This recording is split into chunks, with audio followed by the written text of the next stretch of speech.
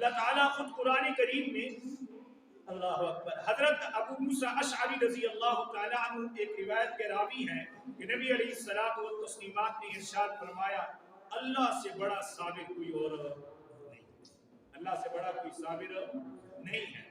اللہ کے محبوب علیہ الصلوۃ والتسلیمات نے فرمایا یا رسول اللہ، پوچھا گیا یا رسول اللہ کو کیسے؟ فرمایا دیکھو اللہ کا حق ہے کہ اللہ صمد ہے، اللہ احد ہے، اس کی کوئی اولاد نہیں ہے۔ یہ لوگ اللہ کی اولاد ثابت کر کے کہ اللہ اتنا صابر ہے، ان کو رزق بھی دیتا ہے، ان کو عافیت سے بھی رکھا ہے، اور حالانکہ اتنا سخت جرم ہے۔ اللہ تعالیٰ قرآن کریم میں ارشاد فرماتے ہیں، سورہ مریم ہے، اور سورہ مریم میں اللہ ارشاد فرماتے ہیں اے میرے حبیب کی امتیوں، یہ جو لوگ اللہ کے لیے اولاد بناتے ہیں اتنا سخت عمل ہے، اور سخت عمل کے ساتھ ساتھ اتنا سخت ہے کہ یہ زمین پھٹ جائے اور آسمان گر پڑے، اور گرتے ہوئے وَتَخِرُّ الْجِبَالُ هَدًّا، اور یہ پہاڑ جو کھڑے ہیں یہ اپنی جگہوں سے بھی گر پڑے، تَكَادُ السَّمَاوَاتُ يَتَفَطَّرْنَ مِنْهُ وَتَنشَقُّ الْأَرْضُ وَتَخِرُّ الْجِبَالُ هَدًّا أَن دَعُوا لِلرَّحْمَنِ وَلَدًا، یہ لوگ رحمان کے لیے اولاد پکارتے ہیں۔ وَمَا يَنبَغِي لِلرَّحْمَنِ وَلَدًا وَمَا يَنبَغِي لِلرَّحْمَنِ أَن يَتَّخِذَ وَلَدًا، اللہ کے مناسب، رحمان کے مناسب اولاد نہیں ہے۔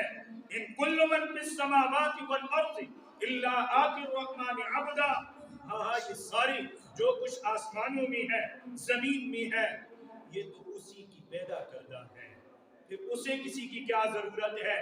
دوسری جگہ اللہ اپنا کس طرح تعارف کرواتے ہیں، اے میرے حبیب کے امتیوں ذرا سنو، قل هو اللہ احد، قل هو اللہ احد، اللہ ایک ہے، اللہ الصمد، اللہ بے نیاز ہے، لم یلد ولم یولد، اللہ نے نہ کسی کو جنا نہ اللہ کو کسی نے جنا، بلکہ سنیے ولم یکن لہ کفوا احد، بلکہ اس کا کوئی برابر بھی نہیں، اس کا کوئی ہمسر بھی نہیں ہے، وہ ایسی ذات ہے۔ اور ایک جگہ اللہ تعالیٰ ارشاد فرماتے ہیں، اللہ اکبر، حدیث مبارکہ میں حضرت ابو ہریرہ رضی اللہ تعالیٰ عنہ راوی ہیں، اور راوی ہیں حضرت ابو ہریرہ، آقا دو جہاں سرکار دو عالم صلی اللہ تعالیٰ علیہ وسلم سے نقل فرماتے ہیں، یہ لوگ مجھے گالیاں دیتے ہیں، یہ لوگ مجھے گالیاں دیتے ہیں اور میرے ساتھ جھگڑا کرتے ہیں۔ اللہ اکبر، صحابہ نے پوچھا یا رسول اللہ کون شخص ہے جو اللہ کو گالی دے اور اللہ کے ساتھ کیا کرے، جھگڑا کرے؟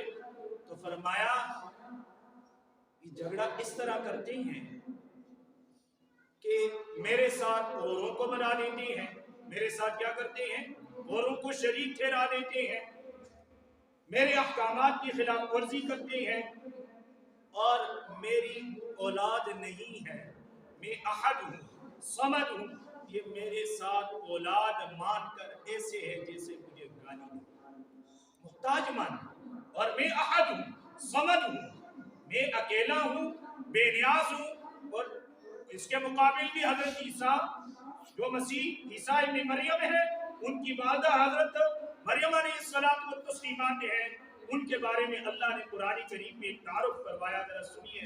فرمایا اے ایمان والو، اے میرے حبیب کے امتیوں، ذرا اس میرے بندے کا تعارف سنو، وہ دونوں باپ ماں اور بیٹا کیسے تھے؟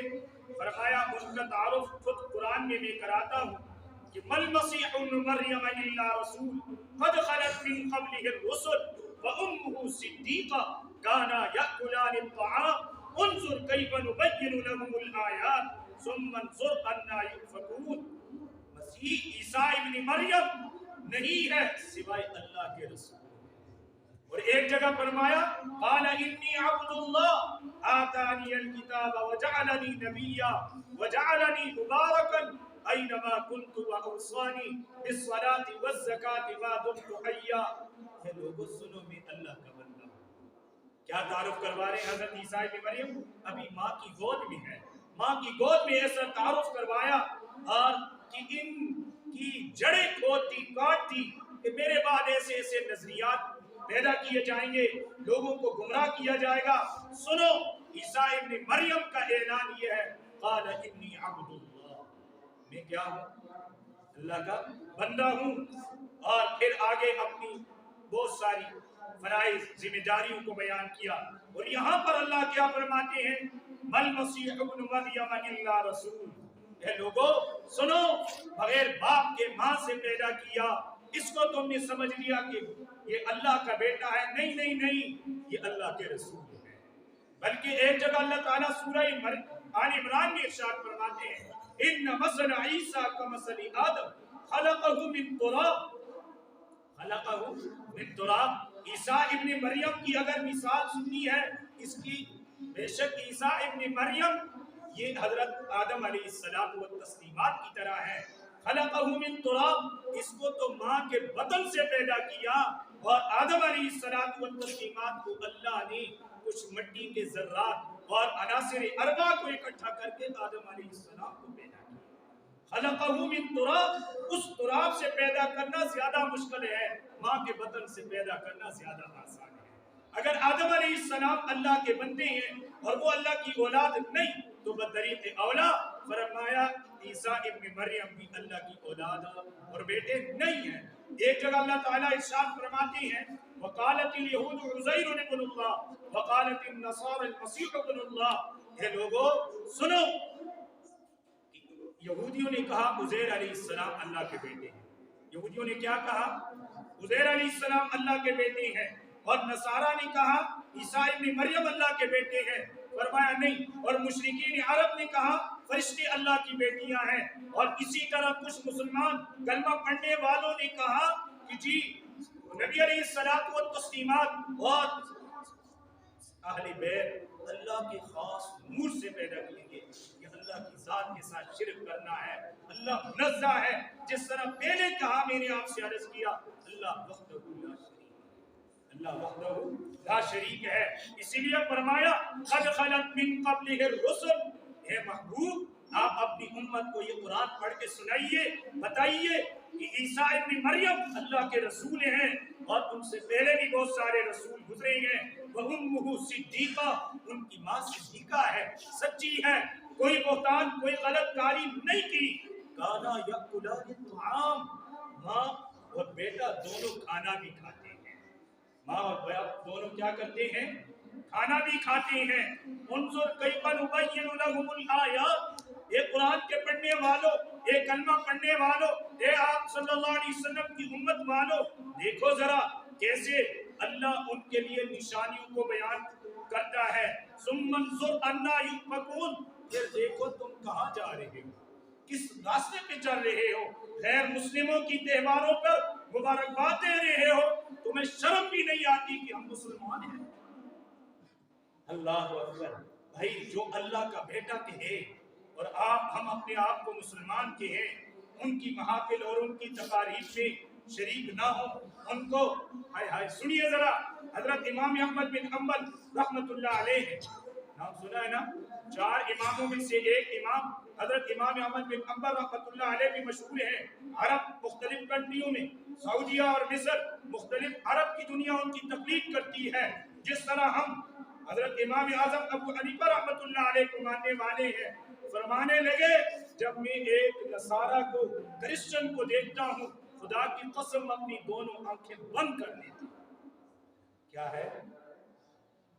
مجھے شرم آتی ہے جو اللہ کے لیے اولاد مانے اور میری آنکھیں امام احمد بن حنبل کی کھڑی ہو، کھلی ہو، میں اسے دیکھوں، میں اپنی آنکھوں کے سامنے اس کو دیکھنا گوارا بھی نہیں۔ یہ حضرت امام احمد بن حنبل رحمت اللہ علیہ کی، اور اسی طرح حضرت امام ابن قیم رحمت اللہ علیہ کا بھی قول سنیے، ذرا دل کھول کر سنیے۔ فرمایا کفار کی محافل، کفار کی مجالس اور کفار کے شریک ہونا، ان کو مبارکباد دینا حرام ہے۔ یہ آج کے نہیں، امام ابن قیم رحمت اللہ علیہ کا قول آپ سے سنا رہا ہوں، عرض کر رہا ہوں۔